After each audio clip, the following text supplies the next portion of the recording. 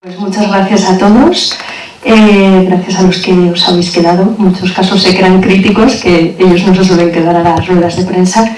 Tenemos con nosotros a Emilio Ruiz Barrachina, el autor de la novela y director de la película. Hay que preguntar, la película está vista, yo lo de explicar las películas es como las obras de arte, esto de los cuadros en blanco, hay que empezar a explicar de la nieve, los no sé qué, no.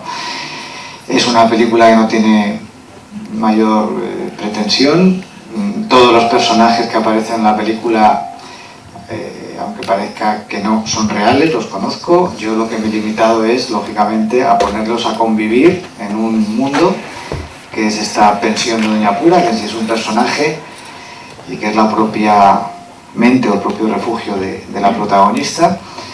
Y es una película que sale de una novela de la que no me atreví a hacer la adaptación yo solo, porque creo que uno como autor realmente es muy difícil traspasar ese lenguaje literario al lenguaje cinematográfico, y entonces, bueno, pues me asesoré. La película, los primeros compases hasta que ella se encuentra con el paisa, con este personaje de Carlos Iglesias, efectivamente va a darnos la intención, que no deja de ser una novela, una película social y muy típica latinoamericana, que llega a España, seguramente acabará en la prostitución o limpiando casas, y la película ahí efectivamente da un giro, que es cuando este personaje aparece y la introduce en ese viaje hacia el interior, y es muy posible, y así está en la novela del guión, que esa pensión del centro de Madrid sea una pensión cochambrosa. Y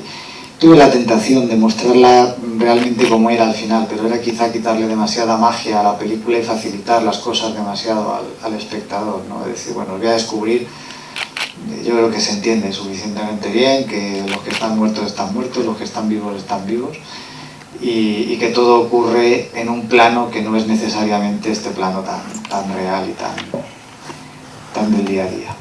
No, hay homenajes explícitos, pero que no son quizás las imágenes más surrealistas. A ver, no, ayer hablamos de influencias, no es que sean influencias, son homenajes explícitos porque no están ocultos. Es decir, el mendigo, tanto el mendigo con el sujetador como la novia, y si me apuran la cena aquella, es Viridiana.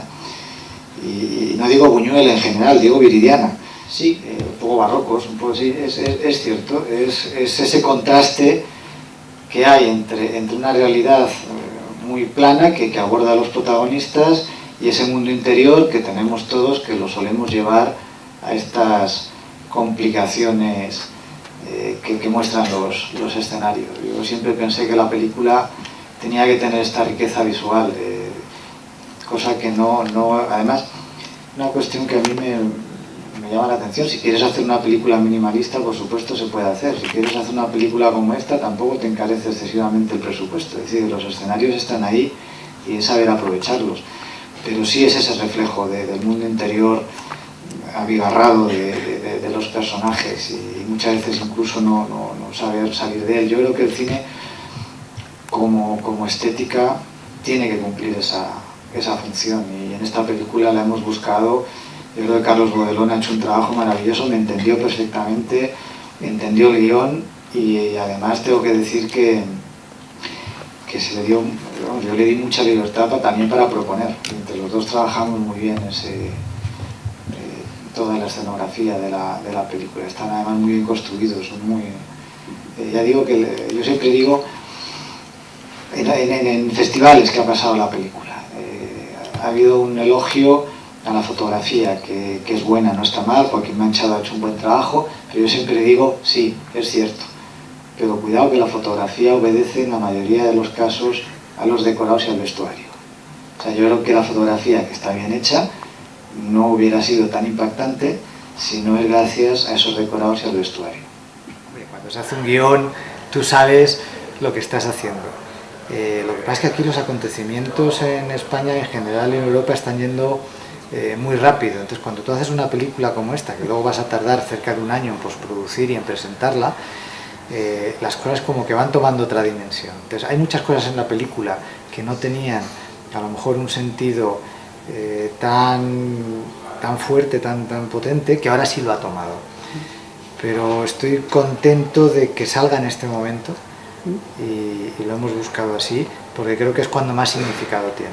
Me falta un poquito, me apetece conocer más a algunos personajes, como que me quedo con ganas de a Paisa saber de dónde viene, o lo tenías en mente, en el libro está más explicado, o qué pasa. En el libro está más explicado, pero en la película, y lo hablamos mucho con Gonzalo, queríamos jugar justo con el personaje del Paisa, a no saber dónde viene y a dónde va. Es el conductor de toda la película, pero al final dejar esa sensación de que no se sepa muy bien, porque además en realidad no importa si es un buscavidas, un sinvergüenza, un ángel, una buena persona, no se sabe muy bien. Entonces yo creo que eso en la película funciona y es muy bonito. Es un personaje que de repente aparece y desaparece, y cuando te quieres dar cuenta te ha contado toda la película, y es la que le introduce en ese personaje. Y es un poco estas personas que nos aparecen de repente en la vida, no sabes muy bien cómo ni por qué, pero te la cambia.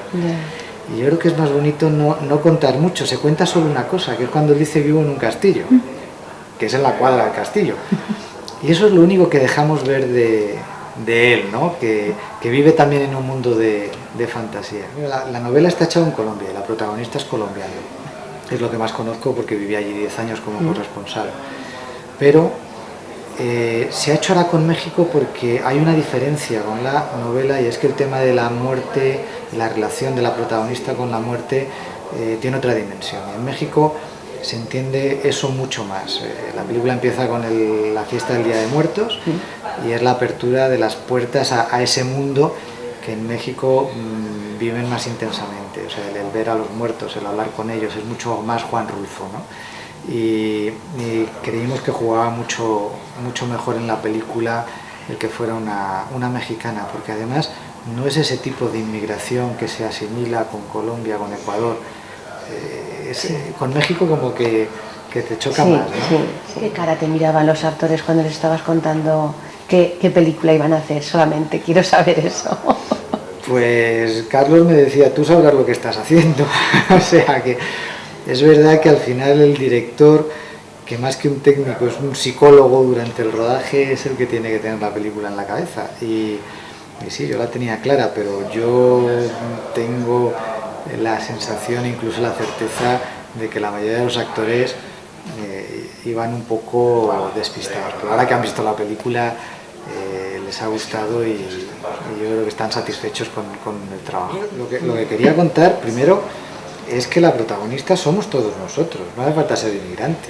Es decir, todos buscamos un refugio cuando hay dificultades en mundos internos, y es ese mundo de fantasía de la pensión de Doña Pura. Yo creo que ahora mismo lo que nos están faltando son muchas pensiones de Doña Pura para salir de esta.